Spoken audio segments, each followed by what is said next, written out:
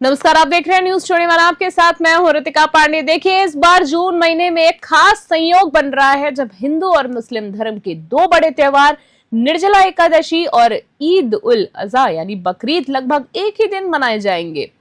देखिए, एक और जहां श्रद्धालु निर्जला एकादशी पर भगवान विष्णु की पूजा और व्रत करेंगे, वहीं मुस्लिम समुदाय कुर्बानी देकर ईद का पर्व हर्षोल्लास के साथ मनाएंगे। हालांकि दोनों पर्व अपने अपने धार्मिक महत्व के कारण बेहद पवित्र माने जाते हैं, लेकिन इस बार इन तारीखों के मेल को लेकर कुछ जगहों पर बेवजह विवाद की स्थिति बनती नजर आ रही है। न्यूज 21 ने इस मुद्दे को मुस्लिम समुदाय के लोगों से जाकर बातचीत की। उनका साफ कहना है कि एकादशी और ईद दोनों अलग अलग आस्थाओं के पर्व हैं और इनमें कोई टकराव नहीं है। समाज में सौहार्द बनाए रखना सभी की जिम्मेदारी है।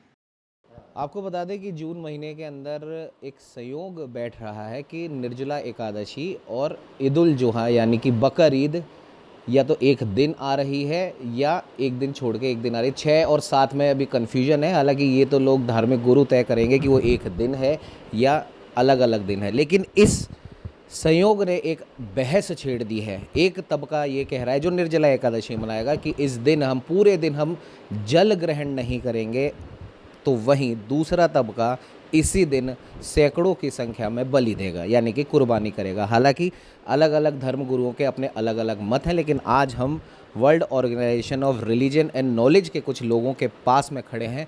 उनसे जानेंगे कि इसके पीछे उनकी क्या राय है, और क्योंकि ये लोग रिलीजन और नॉलेज के लिए वर्क करते हैं तो इनके पास में इस चीज़ को समझाने के लिए साइंटिफिक नॉलेज भी है। हमारे साथ सबसे पहले असगर अली जी से हम बात करेंगे। असगर अली जी, हर बार जब भी इस प्रकार की चीज़ें होती हैं या संयोग ऐसा होता है तो एक अलग ही धार्मिक बहस छिड़ जाती है और सबकी हालांकि अपनी अलग अलग राय है, लेकिन हम आपसे जानना चाहेंगे क्या इस प्रकार की बहस छिड़ना भी वाजिब है? देखिए, ये तो एक संयोग की बात है और इस संयोग को पॉजिटिव लेना चाहिए। मैं बताना चाहूँगा कि एकादशी चंद्रमा की 11 तारीख को कहते हैं, दशमी के बाद आती है, और ये इस बार जो है 8 तारीख को पड़ेगी। मे भी 7 की भी है और 8 की भी है, क्योंकि ये एक दिन पहले से शुरू हो जाती है। दूसरा जो कुर्बानी जिसको हम कहते हैं, ये ईद उल अजहा जो है चाँद की 10 तारीख को होती है। तो चाँद की 10 तारीख से पहले एक दिन पहले यानी 9 तारीख को एक रोज़ा रखा जाता है जो अराफात का रोज़ा कहलाता है, और इसकी मान्यता ये है कि आपके जीवन के जो पिछले कुकर्म है वो पाप क्षमा हो जाते हैं।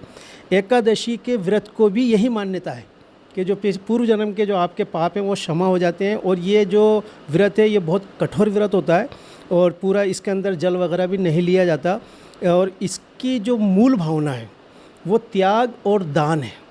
एकादशी के जो व्रत है उसकी कि इसके अंदर जब इंसान उसमें होगा तो ये भगवान विष्णु के से प्रेरित होकर रखा जाता है, और उसमें ये दान भी करेगा और इसके अंदर करुणा और का भाव भी पैदा होगा। आपको जानकर हैरानी होगी कि कुर्बानी भी उसी का ही एक नतीजा है जो कि सैयदना इब्राहिम अलैहिस्सलाम की सुन्नत है, और उनका जीवन आजमाइश और परीक्षा की परिकाष्ठा था। और ये बताया जाता है उसके ज़रिए से कि इस वक्त आप दान कीजिए, और दान का तरीका ये है कि ईश्वर ने कहा, ईश्वर हमें आदेश देता है कि इससे इतने दिन तक, इससे पीरियड के अंदर आपको खाना नहीं खाना है, तो हम नहीं खाते हैं, और वो कहता है कि अब खाना खाना है तो हमें खाना है। तो इस समय ईश्वर ने हमें ये आदेश दिया कि इस वक्त आपको ईश्वर के लिए बलि देनी है। और ये दो त्यौहार जो है इस्लाम के मुख्य त्यौहार दो ही हैं, ईद उल फित्र और ईद उल अजहा, और ये दोनों त्यौहारों को इबादत से जोड़ा गया है कि जो रमज़ान की 30 दिन की इबादत, रोज़े रखने की इबादत के बाद खुशी में ईद उल फित्र मनाई जाती है, जिसे प्रचलित तौर पर मीठी ईद कहते हैं।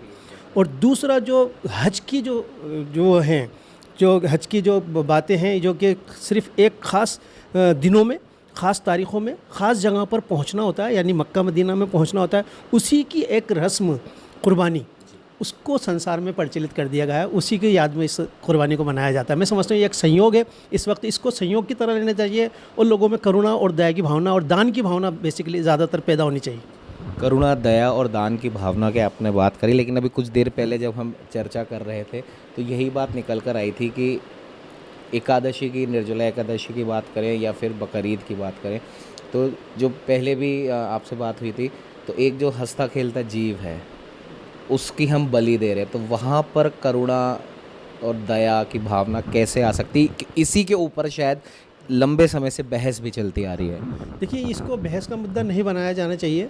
एक तो बकरीद तो कोई नाम है नहीं इसका नाम है कुर्बानी, यानी दूसरे शब्दों में हम इसको कहें हिंदी में तो बलि। और बलि प्रथा ईश्वर ने बताया कि प्रत्येक धर्म में है। यही वजह है कि हम जो चूँकि ज़्यादातर हमारे साथ हिंदू धर्म के लोग रहते हैं, सनातन धर्म रहते हैं, वहाँ भी बलि प्रथा कभी निषेध नहीं रही, कभी निषेध नहीं रही। उसमें ईश्वर के आदेश के तौर पर बलि प्रथा दी जाती है। कामाख्या मंदिर के अंदर तो पूरे दिन बलि चढ़ती है। जब मंदिर के पट खुलते हैं तब एक भैंसे की बलि चढ़ाई जाती है, और जब वो दरमियानी वक्त होता है बीच का, उस समय एक भैंसे की बलि चढ़ाई जाती है, और जब रात को पट बंद हो रहे होते हैं तब एक भैंसे की बलि चढ़ाई जाती है।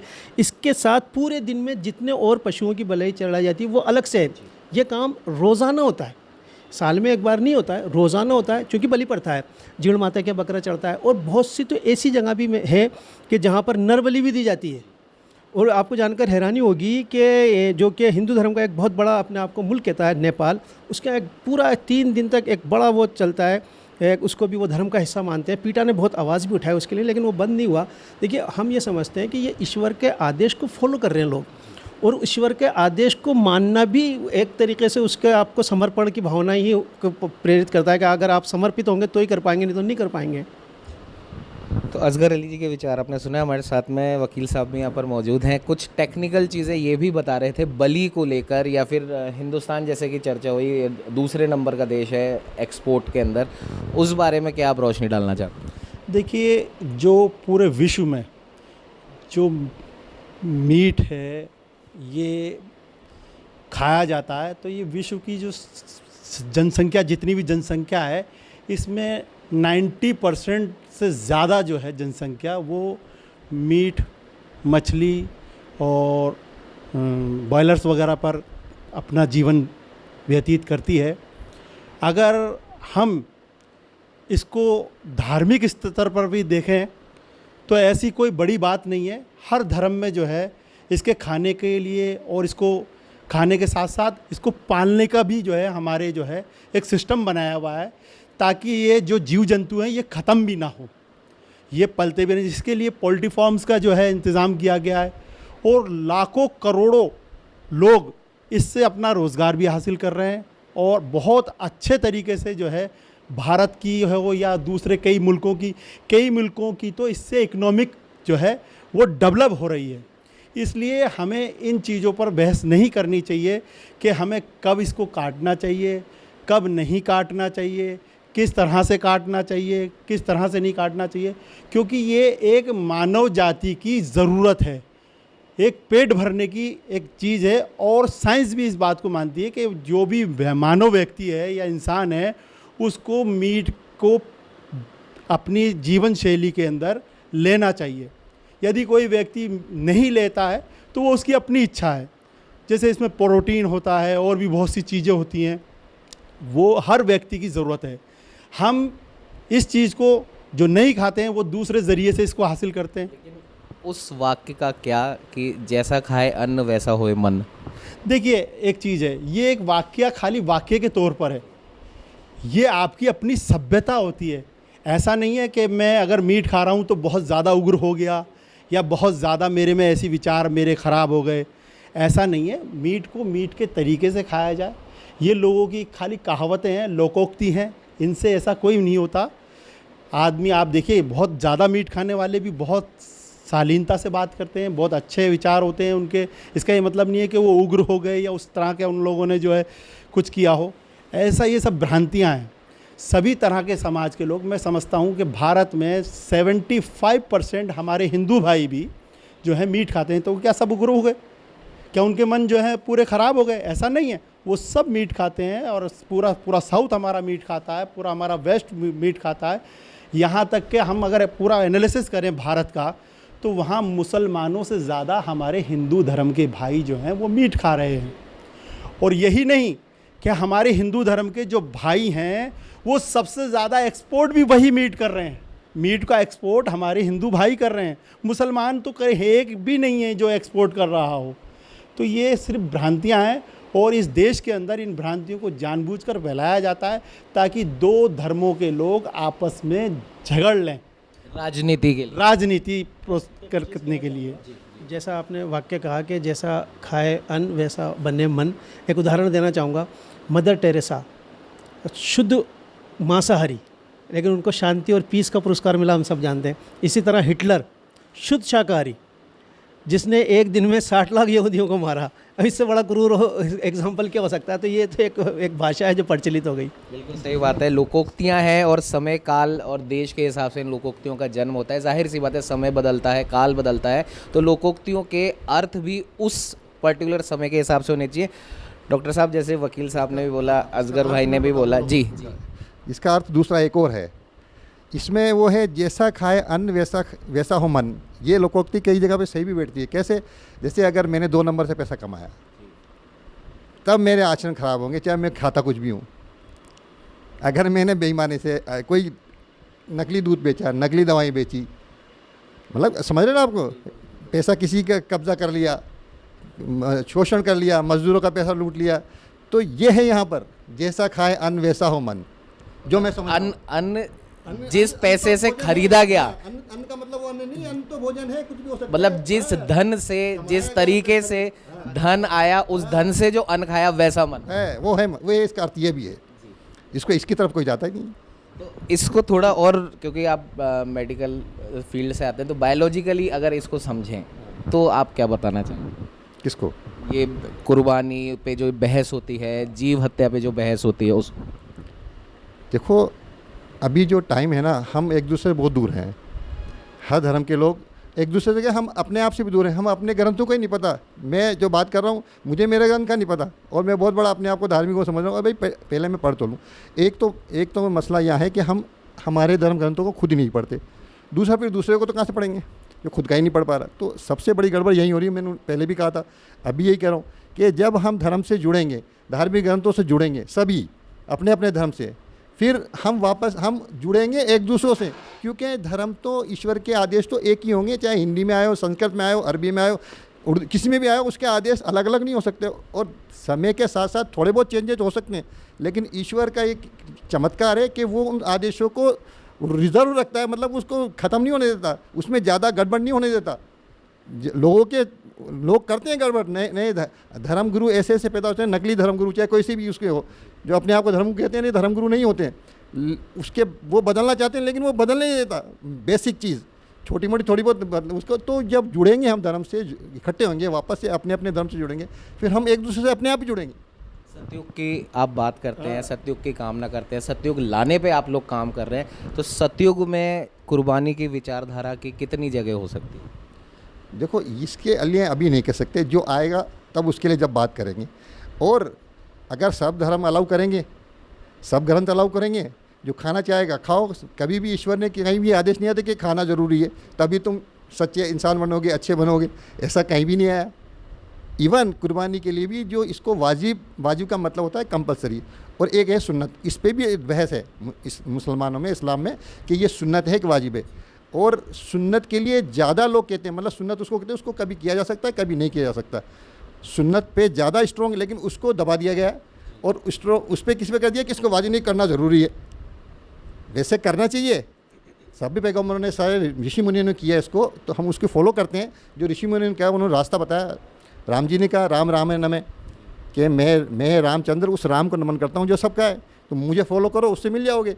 तो हम ऋषि मुनि को फॉलो करेंगे, ईश्वरों को फॉलो करेंगे, मतलब भगवान को या अवतार को जो ईश्वर ने भेजे हैं उनको फॉलो करेंगे तो उस तक मिल जाएंगे। तो वही बात है। देखिए, जो कुर्बानी है वो कुर्बानी सभी मुसलमान नहीं करते, और ना ही सभी मुसलमानों को करने का इसका आदेश है। वही मुसलमान कुर्बानी करते हैं जो इसके एबिल होते हैं, जो इसके लायक होते हैं।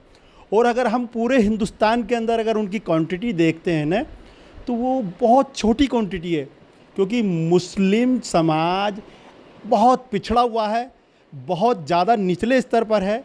तो जो पैसे वाले मुस्लिम्स हैं वही लोग कुर्बानी करते हैं, और उस कुर्बानी के जानवर के जो गोश्त होता है उसको उन गरीबों में तकसीम किया जाता है जो लोग गोश्त खाने से भी मोहताज रहते हैं।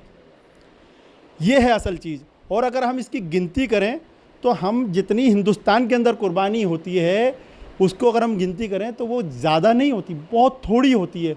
उससे ज़्यादा तो हम यहाँ से गोश्त का एक्सपोर्ट कर देते हैं, कुर्बानी के जानवर हम यहाँ से बाहर भेज देते हैं। यहाँ तो कुछ गिने चुने जानवर यहाँ रहते हैं। जैसे अब जयपुर की मिसाल ले लीजिए आप, 20 से 25 हज़ार बकरे यहाँ बिकते हैं। और जयपुर के मुसलमानों की आबादी आप देख लीजिए, जयपुर के मुसलमानों की आबादी है 8-10 लाख और 25-30 हज़ार बकरे यहाँ बिकने हैं, तो कितने लोगों ने परसेंटेज आप निकाल लीजिए। इसी तरह से पूरे हिंदुस्तान का माहौल है। तो ये एक भ्रांतियाँ हैं कि जो है हर मुसलमान कुर्बानी कर रहा है। हर मुसलमान कुर्बानी नहीं करता। जो इसका एबिल है, जिसको इसके कटघरे में आता है, जिस पर ये वाजिब है, वही इसको कुर्बानी को अदा करता है, अन्यथा हर मुसलमान इसको नहीं करता। बाकी हुक्म यह है कि आप कुर्बानी करें, कुछ हिस्सा अपने लिए रखें, कुछ गरीब गुरबा में बांट दें, कुछ अपने रिश्तेदारों में बांट दिया जाए। इसको अगर समझा जाए और तरीके से समझा जाए तो ये जो भ्रांतियाँ फैली हुई हैं ये इंशाल्लाह बहुत जल्द दूर हो जाएंगी। और सभी तरह की भ्रांतियों को दूर करने की हमें इस भारत देश के अंदर बहुत सख्त आवश्यकता है। बिल्कुल सही बात है, सभी प्रकार की भ्रांतियां दूर करने की बहुत सख्त आवश्यकता है। और जिस प्रकार से इन सबसे हमने बात करी और लायक साहब ने भी बोला कि धर्म ग्रंथों को समझने की, उनको गढ़ने की, अपने अंदर गढ़ने की बहुत ज़्यादा ज़रूरत है। क्योंकि कोई भी बात सिर्फ जो लिखी हुई है या कहीं पे उकेरी हुई है उसे सिर्फ पढ़ के अपने हिसाब से समझना गलत है। वो आखिर में लिखी क्यों हुई है, उसके पीछे की मूल भावना क्या है, जब तक उसे नहीं समझेंगे तो इसी प्रकार की जो बहस है, इसी प्रकार की भ्रांतियों में हम उलझे रहेंगे। तो ज़रूरी है किसी भी बात को अच्छी तरीके से उसकी तह तक जाकर समझने की। सहयोगी कैमरामैन अजय के साथ उमंग माथुर, न्यूज़ 21।